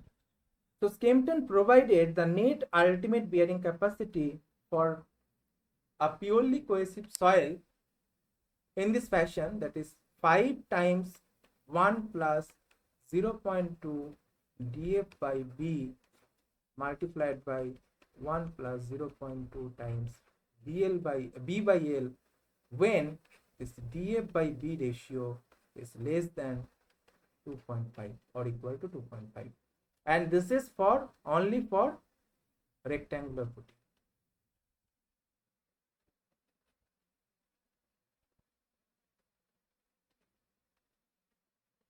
Okay, so for square footing, this b and l will be same, so this will be 6 times 1 plus 0.2 df by b, and this expression is for rectangular footing, and further this df by b ratio is less than 2.5. If it is greater than 2.5, then this will be 7.5 times 1 plus 0.2 b by l. Please check, this is available in the lecture materials which are released on the course portal. Okay. Okay, now our first job would be to determine, sorry, I did a mistake here. So as per Skempton's theory, this is basically expression for the NC, that is the bearing capacity factor. So this ultimate bearing capacity, net ultimate bearing capacity, this would be Cu times NC. Okay. Now NC you can basically determine from this expression, which is valid for rectangular footing and for a depth by B ratio, depth of the foundation by B ratio less than equals to 2.5. Now what is about Cu? Now, to determine the Cu basically you can check from this problem statement. It's basically, it's varying from top layer to bottom layer. So for the top layer it is 25. However, for the bottom layer it is 35. Now which value you should take, 25 or 35?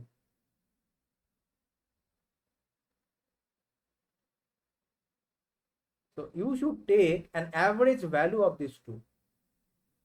Cu average. How? So in this way, weighted average. So Cu I multiplied by Hi divided by the total thickness. Now again, this thickness will be governed by this influence zone concept.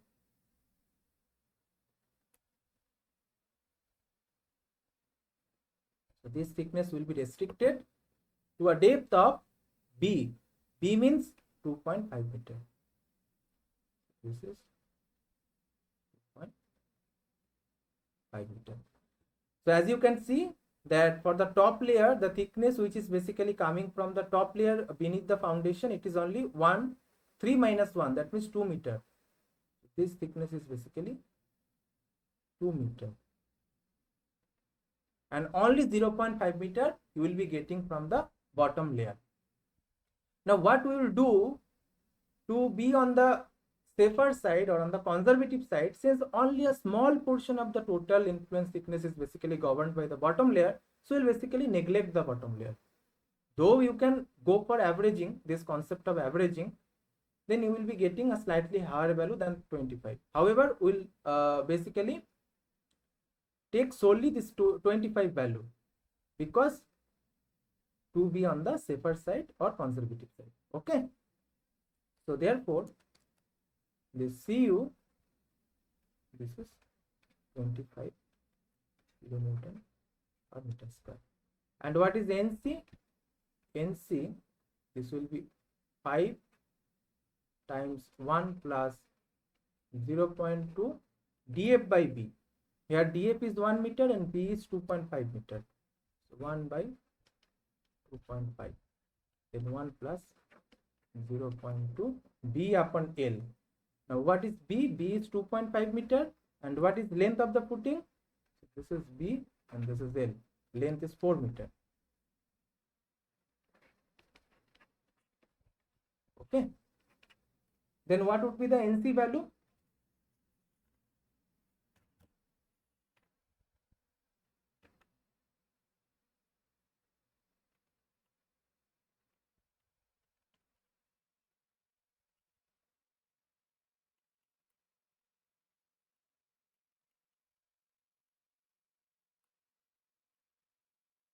.07. Yeah, very good. 6.07. Okay. So therefore, QNU, net ultimate bearing capacity, it would be 25 multiplied by 6.075.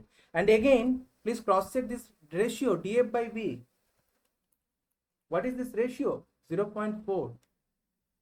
For this problem, this ratio is 0.4.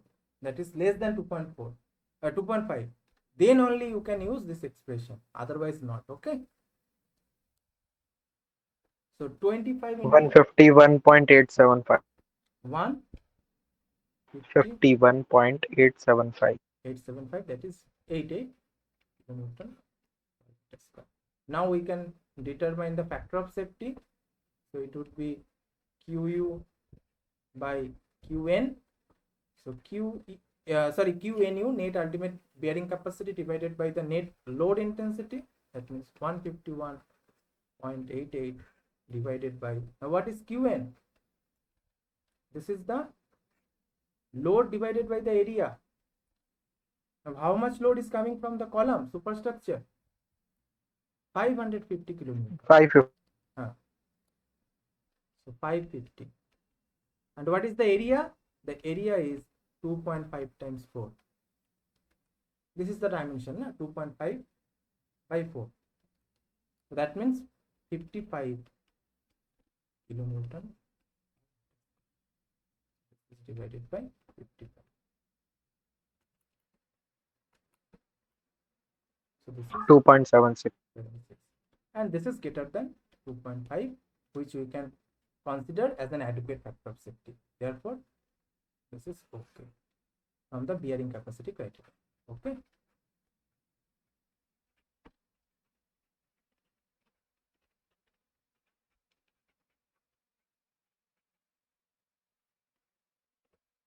Now we'll go for settlement criteria. Now, as you know that to calculate the settlement of the footing, it will be having two components. What are those two components? What are those two components? The total settlement will be having two components. So the first one is immediate settlement. SI, SC and SC. Yeah. So the first one is the immediate settlement and the second component is the consolidation settlement. Now, this immediate settlement you can calculate from this expression QNB1 minus mu square IF divided by elasticity modulus. And for SC, this CC divided by CC upon 1 plus E naught H log 10 P naught plus del P by P naught. Yeah. Okay. Now, considering the settlement criteria, you have to define the influence zone first. Okay. The influence zone in this case will be having a thickness of 5 meter, out of which 2 meter will be from the top layer and 3 meter will be from the bottom layer.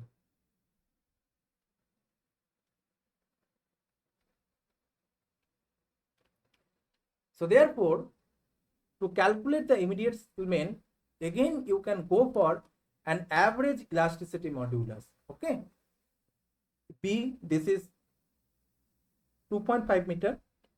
Net load intensity, so this is 55 kilonewton per meter square. IF, this is the influence factor, you can check it from the tables for a rectangular footing and with the given L by B ratio. And elasticity modulus, this is basically, so one by one we'll check. So first the Poisson's ratio. So since the clay, this is the foundation soil, this is basically clay and this is under full saturation. So therefore the range of Poisson's ratio will be in between 0.4 to 0.5. So for this problem we'll take this mu value as 0.4. Okay. Now coming to IF. So IF, this is for the first 3 columns are for flexible foundation and the last column is for rigid foundation. Now since our footing is flexible, so we have to choose the values from first 3 columns, that is center, corner and average. Now we are calculating the settlement at the center. Okay. Now these are the shape: circle, square and rectangle. And for rectangle you will be having a varying L by B ratio. Now for the given problem, the L by B ratio is 4 upon 2.5. So therefore 1.6. So for 1.6 you cannot directly get the IF. So either you can get the IF for 1.5 or 2. So for 1.5 it's 1.36 and for 2 it's 1.52. So therefore you have to go for a linear interpolation to get the required influence factor for a L by ratio of 1.6. So how?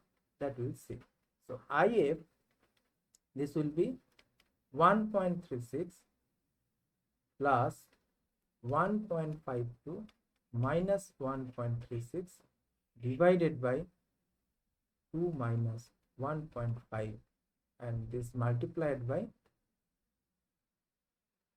1.6 minus 1.5. Okay, so here I am writing IF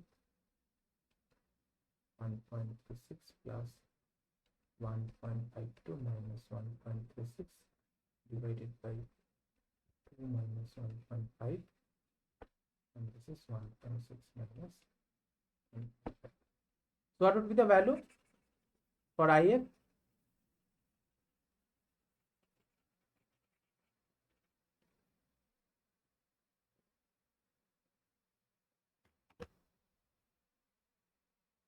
I am getting 1.392. Yeah, I am getting 1.392. Okay, so this is for IF. Now what is about elastic modulus calculation? So for normally consolidated clay, the elasticity modulus would be in between 750 times SU to 1200 SU. So this is nothing but CU. Okay, undrained question. So we'll basically take the average of these two. 750 plus 1200 divided by 2. So now this CU, first of all, there are two CUs. CU1, this is for top layer and which is 25 kPa, and CU2, this is for bottom layer which is 35 kPa. Yes or no? Yeah, 25 and 35. Now first of all, you will be having this E value as 750 divided by 1200 divided by 2, that means 975 CU average. Okay, now we cannot neglect the bottom layer because here 2 meter is governing for the top layer, and here 3 meter is governing. That is a sufficient layer thickness is there. So therefore we cannot neglect the bottom layer, unlike the previous case. So here Cu average, it would be 25 multiplied by 2 plus 35 multiplied by 3, weighted average, okay, not the normal average, divided by 5. So what should be the value? 50 plus 35 multiplied by 3 divided by 5. 30. 31. 31, na? Yes. Okay. Okay, now calculate the elasticity modulus. So you would be 975 multiplied by this 31. This much 30225. 5. Okay, now I hope all the entities for calculating the immediate settlement are with us. So first we'll calculate this immediate part.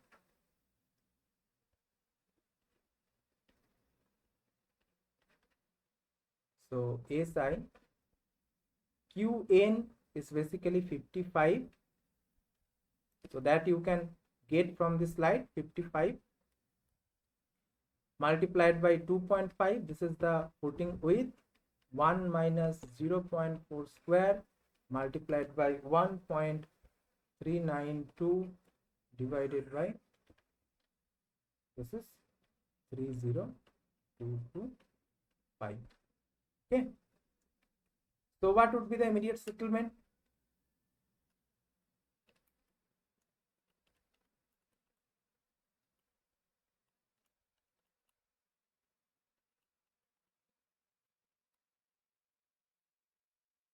Zero point 00531.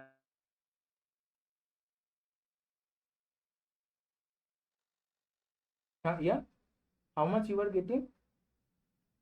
0.00531. Okay, so 5.32 multiplied by 10 to the power minus 3 meter. That means approximately 5.32 millimeter. Okay, so please note that this value is uncorrected one.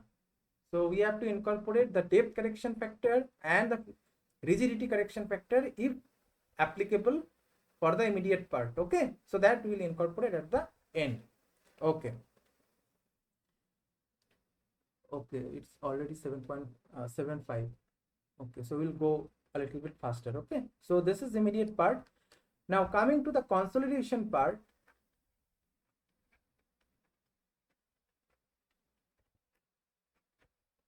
So this CC by 1 plus E0, it's basically given separately for both the layers 0.12 and 0.05.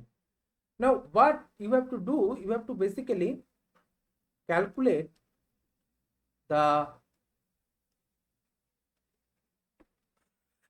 initial overburden and the stress increase at the mid of the layer, obviously considering the influence zone. So this sigma 0 prime in kPa and delta sigma in kPa. Okay, so these two entities you need to calculate separately.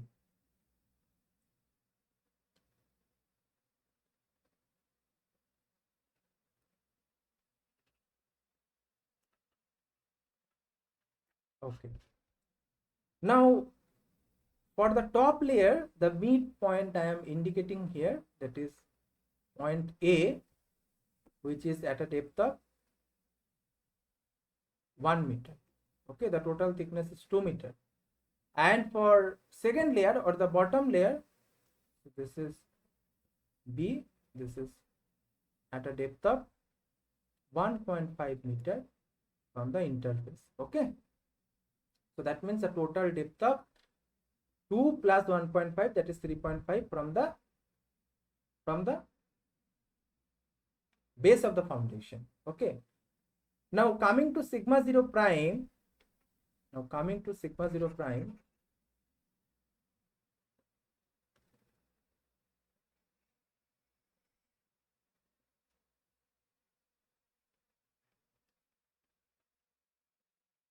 Now how we can calculate this sigma 0 prime? So this will be calculated from the ground surface, and from the ground surface up to the foundation level bulk density will be applicable. So 16 times 1. Now from foundation level onward you have to consider the submerged density, because water table is located at the foundation level. Now for top layer, submerged density will be 18 minus 10, that is 8 kilonewton per meter cube, and for the bottom layer it will be same, it will remain same, 18 minus 8, 10, that is 8 kilonewton per meter cube. Okay, so therefore 8 multiplied by 1, and for the bottom it will be 16 into 1 plus 8 into 2 plus 8 into 1.5. So please calculate these values. 16 plus 8, that means 24, and here 16 plus 16, that is 32, plus 12, 44. Okay, please correct me if I am wrong. Okay, so we have calculated the sigma 0 prime, that is the initial effective overburden pressure at the mid depth of each of these layers within the influence zone of the footing, considering settlement criteria. Okay, now we'll calculate the stress increase at the mid of this layer. Now how we can calculate? So those who were present in the previous session, so we have basically considered in this session a 2 vertical is to 1 horizontal distribution. Okay, this angle is your 2 vertical is to 1 horizontal. So therefore if you go down from, this is the base level, this is the base, foundation base. Now if you go down from this foundation base, so this will be your B, and this will be your Z by 2, and this will be your Z by 2, where Z is your distance. And this is only valid for this dispersion of the load, or dispersion of this angle of dispersion of the stress, that is 2 vertical is to 1 horizontal. Therefore the modified or the dispersed width at a depth of Z, this will be B plus Z by 2 plus Z by 2, that means B plus Z along the width direction, and length direction it would be L plus Z by 2 plus Z by 2, that means L plus Z. So therefore this delta sigma, this will be the load at the foundation level divided by this dispersed area, that means B plus Z times L plus Z.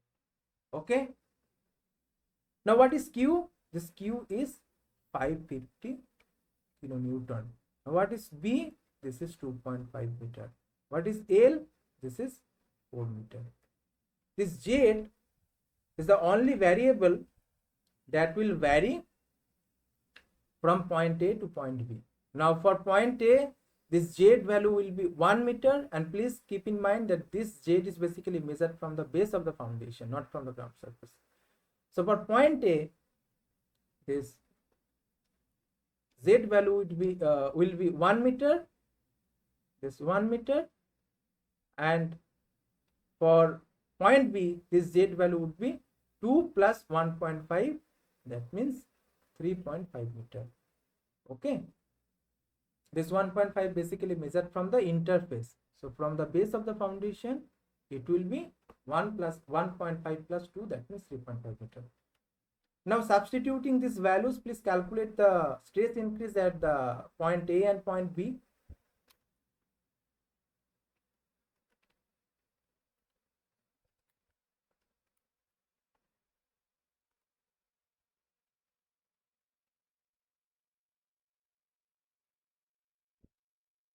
So I am getting 31.43 for point A.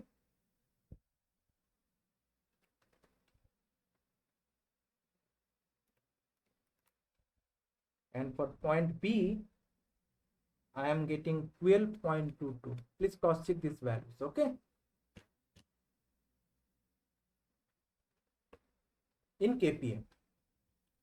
Now it becomes very easy to calculate the consolidation supplement. Just you have to substitute these values in this expression separately, that is considering top layer and bottom layer separately.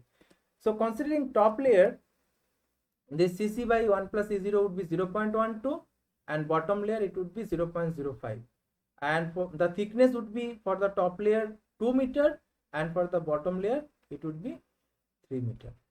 Okay, so if I calculate the consolidation supplement, so it would be 0.12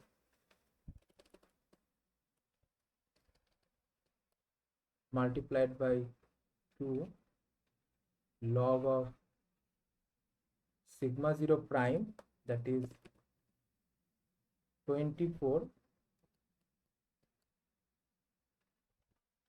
plus 31.43 divided by 24. This is from top layer, and second layer 0.05 into 3 log of 44 plus 12.22. So what would be the consolidation supplement?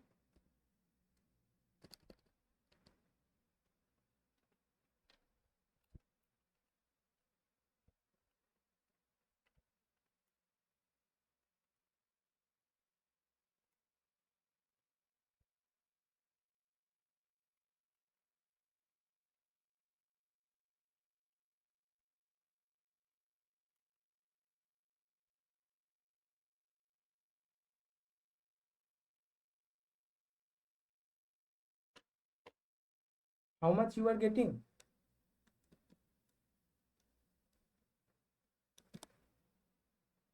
So I am getting 0.103 meter, so that means 103 millimeter. And again, this is the uncorrected one, so we have to go for rigidity correction if applicable, and obviously depth correction and the pore water pressure correction. Okay, so now we'll incorporate one by one. So for depth correction, since this is basically applicable for both the components, immediate and consolidation.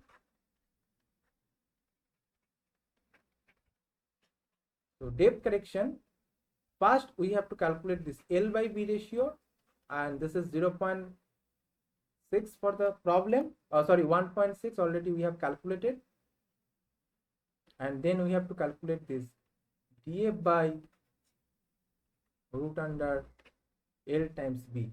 So dF is 1 divided by 10, L is 4 and B is 2.5. okay, 1 divided by root 10, 0.32. Now please refer to this figure. So L by B is your 1.6. So here the curves are given from 1 to 100 in this fashion, that 1, 9, 25 and 100. So it will be in between 1 and 9. And dF under dF by root under L by B ratio is 0.32. That means 0, 0.2. So something here. Okay.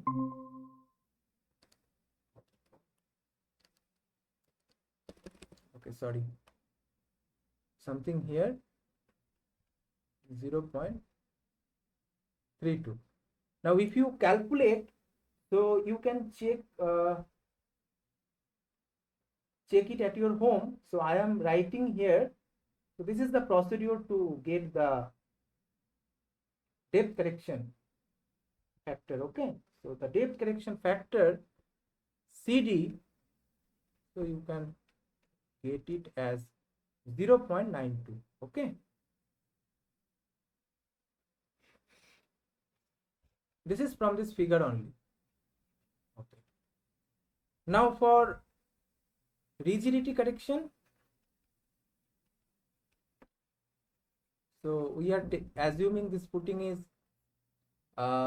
basically flexible, so it's not applicable. And pore water pressure correction, .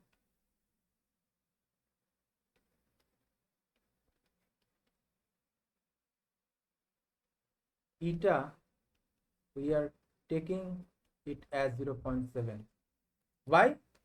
Because the soil we are dealing with, this is normally consolidated clay, and the eta value would be in between 0.7 to 1, so we are taking the minimum one, that is 0.7. Okay, so now we can calculate the corrected settlement. Okay, so S would be first of all SI multiplied by CD plus SC multiplied by CD multiplied by eta. Okay, so only depth correction factor will be applicable for immediate settlement, since the rigidity correction we are taking it as the 1 due to flexibility, and for consolidation settlement 2 corrections factor will be applicable, depth correction and the pore water pressure correction. Again we are taking the rigidity correction as 1 factor. Okay, so 5.32 multiplied by 0.92 plus 103 multiplied by 0.92 into 0.7. Then what will be the total settlement?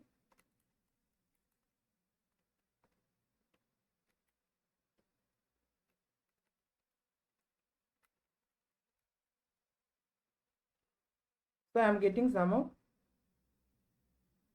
near 71.3 mm. And what was our maximum permissible limit?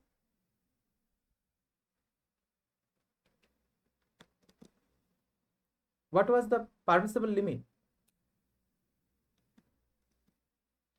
Okay, so it was, the tolerance limit was 75 mm. Okay, so that means it is also okay.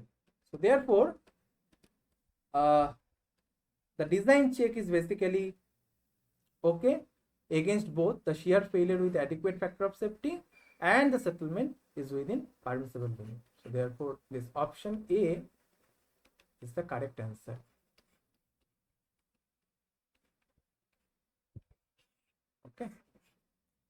Okay, so already we have exceeded our scheduled time, so we will not take much time to solve the homework problem. So we'll start our next session with this problem. So with this problem basically we'll try to proportion a trapezoidal combined footing, or rather we can say we can determine the length of the trapezoidal footing for the conditions where, due to the application of two column loads of intensity or magnitude 200 to 2000 kilonewton and 1500 kilonewton, the vertical stress beneath the footing should be uniform. Okay, so this footing is basically supporting two columns which are carrying loads of 2000 kilonewton and 1500 kilonewton. Now due to these loads, you will be basically having a vertical stress distribution beneath the footing, and this distribution of stress should be uniform throughout the length of the footing, so that or in such a way we have to calculate the length of this combined footing. Okay, where the sides of the footing are given to you as 5 meter and 1.5 meter at the left and right side of the footing respectively. Okay, so please try this problem at your home, and we'll start our next session with this problem.